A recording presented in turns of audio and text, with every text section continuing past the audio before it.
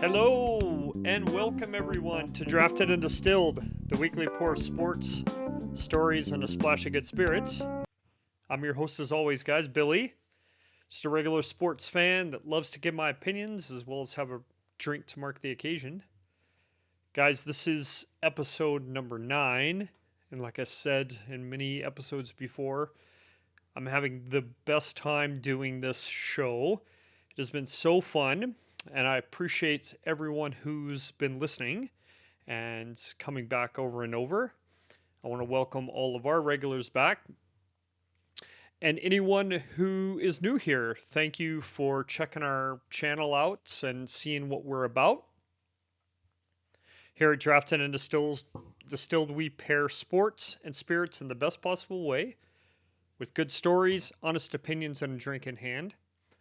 Each week, we pour up a new spirit or cocktail, break down its flavor and character, then dive into the biggest takes in sports with a mix of insight, energy, and easy humor. It's not too serious, and guys, it's definitely not too polished. Just real talk for fans who love the game and a good pour. So pull up a stool, regulars, and any newcomers that we have with us today, and let's get into it. So each week we start off with what's in the glass. Today, our spirit is my favorite rum to drink, the one I like the most. It's close between two, but this one is definitely my favorite. And it is called the Kraken. It's black spiced rum. I tried this rum a few years back because of the cool bottle and the Kraken character on there, and found that I really, really liked it. It is very smooth and mixes really, really well with Coke or Pepsi, which, as you guys know, that's how I like to have my cocktail. So this one is really, really good for me. Um, we here at Drafted and Distilled, like I said, we love a good mixed cocktail, and the Kraken very, very quickly became my favorite. Uh, on the show, we like to go over to the product's website and see what they have to say about things, what to expect, what we will, taste and smell, and all of those things. Sometimes, like the Kraken rum, they have a really good backstory. So we definitely like to visit them and see what they have to say. So for this brand of rum, the story goes that a lone ship carrying barrels of spiced rum across the Caribbean was viciously attacked by the massive tentacles and colossal strength of an unknown beast. All aboard were doomed and were dragged into the watery depths, never to be seen again. We know this dreaded beast to be the Kraken. All but one of the rum barrels was destroyed in the carnage. Stained by the ink of the beast, the surviving barrel came to be known as the Kraken rum. It is now known as a sacred libation of unparalleled flavor and darkness. That's what their website is saying, the backstory. And they really talk about the ink of the Kraken and the flavor profiles and the color. And if you look, this has Pepsi in it, and it's really, really dark. So this rum is black in color. Now, obviously, it doesn't have anything to do with ink, and it has to do with the type of barrels that it's aged in and all of that. But it's fun to kind of carry on with the story and the legend around it. What the Kraken is saying about their product. So the aroma is caramel, toffee, and spice. The taste, cinnamon, vanilla, and nutmeg. And the finish is a lingering, spicy finish. Now, I did smell this ahead of time. It's very caramelly. Again, it's probably aged in bourbon barrel or a whiskey barrel or something. And you definitely, it's caramelly and you definitely get the toffee. Yeah, it's very, very caramely and toffee forward. So let's have a taste. Huh. Man, that is so good. I get a lot of vanilla in there with, kind of the cinnamony nutmeg. I'm not capable of telling you the difference in the drink between those two, but you do see them, and it is spiced rum, so you get that finish. This is a very, very good rum to mix. Like I said, easily a delicious drink to have at a party or with some friends. It's very simple to drink. Um, Here at Drafted and Distilled, when we like something, when I like a cocktail, we always say tastes like more. And guys, this one tastes like more. Highly recommend the Kraken if you're a spiced rum person. Go out and buy it. The Kraken is available almost everywhere. I've got it in Nova Scotia. We've seen it in Texas. We've got it here in the West, here in Canada. This one is easily obtainable.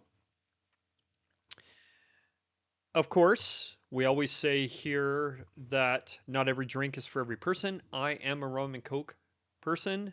I do love a spiced rum, so some people may not. These are my impressions. I'd love for you to try it yourself and see what you think. As always, we do this show to hear from you. So let us know your thoughts on our thoughts. And now that we've poured a drink, now that we've gotten through all the review of that, we hop in to our sports take for the week. A couple of weeks ago, I think it's 4 weeks ago now, I did a top 10 list. And we're going to do another one of those today. You guys seem to really like the last one. There was lots of viewership on it. So I just wanted to mix in another one for you. And this one is going to be the top 10 must watch athletes in their prime. And this one is very interesting to me because this isn't the greatest athletes of all time list. That's not what we're doing here. This is athletes that in their prime were must watch TV. People would pay money to see these individuals because you couldn't help but watch them. So there are going to be people on this list that I didn't, all time greats that I didn't put on here because I really wanted to put people on there that I loved watching either as a kid or, you know, currently, just people that once they're on TV, you can't not watch. So that's what this list really is. So yes, there are going to be all-time greats that aren't on here, so bear that in mind. But this is my list, of course. These athletes that are on here drew crowds because of the mesmerizing things that they could do on the field or the court or the diamond or the pitch or whatever. Things that happen in video games, not just in sports and in real life. And the people on this list were video game type athletes. Um, like I said, I was looking for really dominant players that made other athletes in their sports look uncoordinated at times. So, I'm gonna stop blabbing about it and let's get into my top 10 athletes to watch in their prime. Again, one last caveat, this is in their prime, not when they were holding on trying to continue to play. So, number 10, I have Kobe Bryant. To me, Kobe Bryant was what obsession is in human form. He was at the gym day and night. He wouldn't settle for anything less than perfection from himself. And he expected it from his teammates as well. And one of the things that I admired in him is that his consistent belief that he was going to make the shot when it counted. And I think all the greats have had that, and he certainly did. One of the things that a lot of these people on this list have in common is that they had a really cool nickname. And Kobe certainly had that in the Black Mamba. And he, pardon me, personified that in the playoffs. The cold as ice killer that a Black Mamba is, no emotion, and would kind of rip your heart out when you thought you had the game won. So that's why Kobe Bryant was number 10 on my list.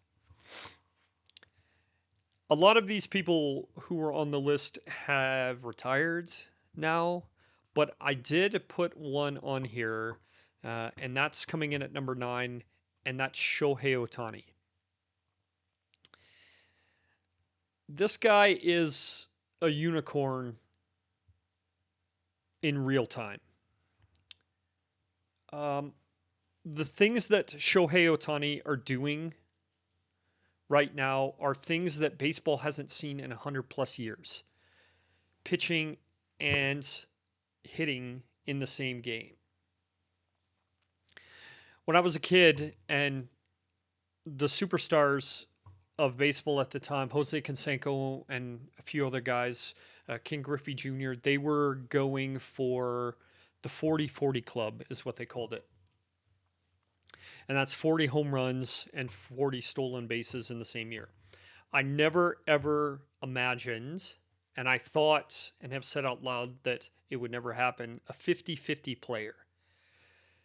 To get to 50 home runs is one accomplishment, and to get to 50 stolen bases in a season is another accomplishment. And I just thought that no one could ever put that together, and Ohtani has done that. Every single year that he plays, and every single time even, there is history, there is excitement. You can't pitch around this guy because he bats leadoff. And I am a huge fan of his, and that's why he made the list at number 9 of other people who have already retired. Number 8 is Tiger Woods. If you were watching golf in the late 90s or early 2000s, Tiger Woods essentially broke the sport of golf.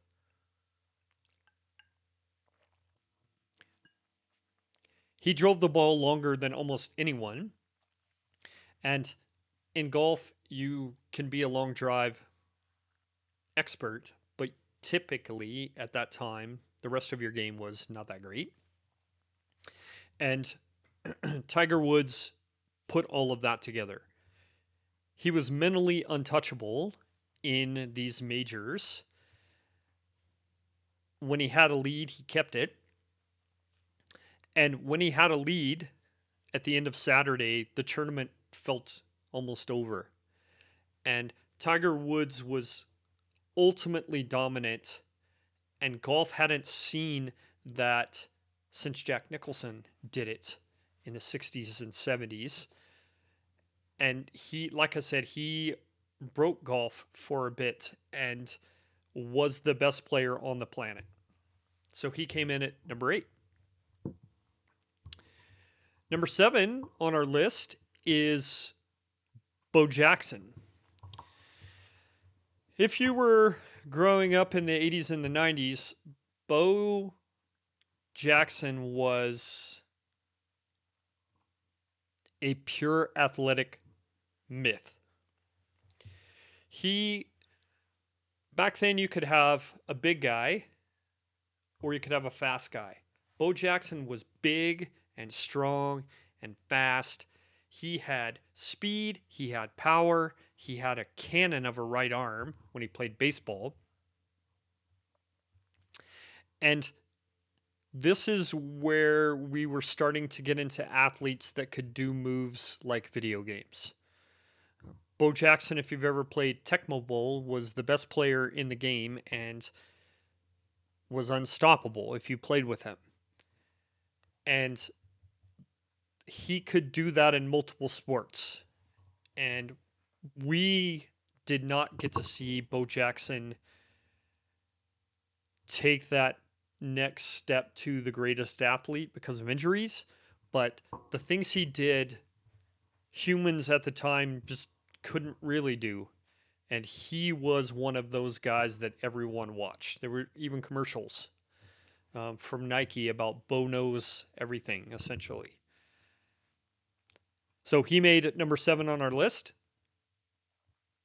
Number 6, we go to hockey, and we have the great one. Again, this is another athlete that had a really cool nickname that changed the sport that he was in. So that's Wayne Gretzky.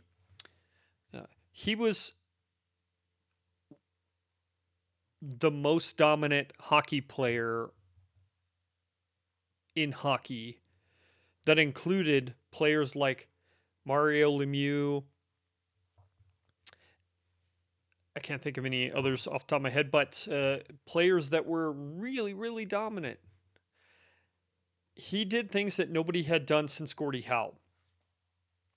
And he had vision, anticipation, and a scoring touch that those things don't make sense to have in one person. Again, this is a lot of these athletes on the list, they're athletes that dominate not just in shooting or not just in scoring or speed. They dominate in multiple categories, and Wayne Gretzky did that and changed hockey for sure. So he came in at number 6. Number 5, this one is a kind of a personal one for me. Um, I have Shaquille O'Neal, Shaq, here. I'm a big fan of his. I know there are people that are not, but just as a person, I'm a big fan of Shaq. I think he's hilarious. I love it when he does regular things like DJing and you see this gigantic human towering over everyone else. It just makes me laugh. Prime Shaq was what we would call a natural disaster in basketball. It was almost impossible to stop him. Teams would that played him all the time would kind of stack up bigger bodies so that they could just throw these guys at Shaq and they would inevitably foul out. And you just kept throwing bigger body and bigger body at him. Um, in right before, and maybe in Shaq's career, there was a lot of big men that were finesse players. They had power, and I'm talking Hakeem Olajuwon, David Robinson, Alonzo Mourning. These were big, powerful dudes, but nobody had seen anything until Shaq came along. You didn't stop him, and certainly backboards and rims didn't stop him either because he would crash them out almost every other night at that time. And he was dominant and fun to watch. He still does to this day. He has a lot of personality. He will have a great press conference after a game, after a loss. He wasn't shy in that way, and that's one of the reasons why he made this list. So, number 4, this is a personal one for me. This is Barry Sanders. Barry Sanders was my favorite football player. Well, essentially until Patrick Mahomes came along. Um, if you watch Barry Sanders run the football, this is what joy looks like. He played on teams that were not good. He played for the Detroit Lions, and at that time, yeah, they were making the playoffs because of him. They weren't making the playoffs because the rest of their team was really good. Barry made professional football players and professional athletes looked confused and embarrassed. And if you watch the highlights, grabbing at thin air, and the runner who they thought was going to be there is off running for a touchdown. And he made defenders look confused and embarrassed on the same play many, many times. He was as elusive and slippery as they come. And again, another one of these athletes that do video game moves in real life. And he was so fun to watch. He was never down. And Barry Sanders would get 2 yards, 5 yards, 2 yards, 3 yards. And then when the defense is tired, boom, there he goes. And he's broken off a 100-yard run. So I really, really loved having him at number 4 here because he was so fun to watch for me. Number three is Usain Bolt. And I paused just then because I've had this argument before with people. I think it's my opinion that Usain Bolt was the best athlete of all time. He won 3 gold medals in sprinting at 3 different Olympics. And I believe, I'd have to look it up, so don't quote me, but I believe that he set the record in the 100-yard dash in each one of those 3 Olympics. And this is an athlete that had it all. He could win. He entertained while he was winning. Smiling, breaking world records, all along coasting. He would pull up in the last 10 meters of his races because he'd already won. And to do that, that's a 12-year span. And again, that in the grand scheme of careers, that's probably not that much, but it was 4 years in between each one of his races at the Olympics. And I just think the things that he did won't be done for a very long time, if ever. And I consider Usain Bolt one of the greatest athletes of all time. Number 2, I have Muhammad Ali. One of the greatest boxers to ever live. I don't think the greatest boxer because I think there's been other better boxers than him. But again, this is somebody who put it all together. He had the speed, he had the footwork, he had the heart, but he had trash talk, and he could talk to the media, and he could psych out opponents. At the time that he was doing this in his career, it was a very different time in sports for people of color, and he was able to create a persona and create this awe around him that no one else could do. The sports channels loved him. Howard Cosell, a sports figure in the 60s through the 80s, loved him. Reporters wrote stories about him. He was at the time one of the greatest personas in the United States, much less one of the best athletes. And he was poetry in the way that he moved. And he also punched back.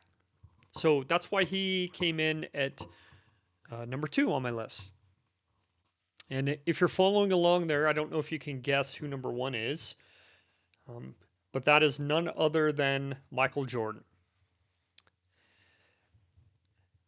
Here at Drafted and Distilled, there is no debate who the greatest basketball player is. LeBron James is amazing. He's done it. He's over 40. He's still playing in the league. He's still an all-star, but there is no better player than Michael Jordan.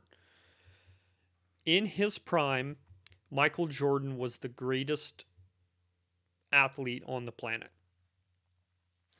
And he wasn't just winning.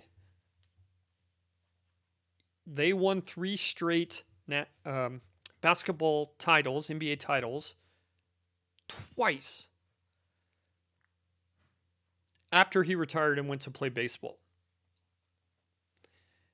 He wasn't just winning, and the Bulls weren't just winning, they were inevitable. You knew that once he made his mind up to win a title, there was nothing else that was going to happen. He was going to drag people with him, his teammates, and they were going to win. He won scoring titles. He won MVPs. He made clutch shots and swagger that changed sports. They Gatorade, was it Gatorade? I think it was Gatorade, did Be Like Mike. And everyone in the world who played basketball wanted to be like him, which is why he will always be my number 1 basketball player of all time. And the rest just fill in the numbers after him. So that's my list, guys. And I know lots of people are going to have opinions about that, and lots of people are going to disagree with who I put. But don't forget a couple of things. This is the greatest athletes to watch in their prime. And this is why we do this show, because we want to hear your take on my take. Fun, but respectful. Please be respectful, but we want to hear what you have to say. So before we go on today's episode, we like to give you a preview of what's coming, what's on tap for next week, and what we might be talking about. So next week, we are going to be trying something that I got as a Christmas gift, and that is Bulleit's pre-mixed old fashioned. So we're going to be trying that next week. And we are going to be breaking down the college football playoffs. 4 games, 1 game last night, 3 games today, all playing to see who is moving forward to the semifinals. And we're going to break all those games down and see how they shaped up. So you guys can find me on the social media platforms, and I'll go over them here. You can find me on Instagram, drafted_distilled. On X, Draft and Distill. Facebook under Drafted and Distilled. And this will be my 3rd YouTube post. So you can also find me on YouTube at Drafted and Distilled. Be sure to like, subscribe, and follow on these platforms. It really helps us out, guys. It really helps us know that you like what we're doing, that you enjoy the show format and the episodes. So be sure to go through those and follow.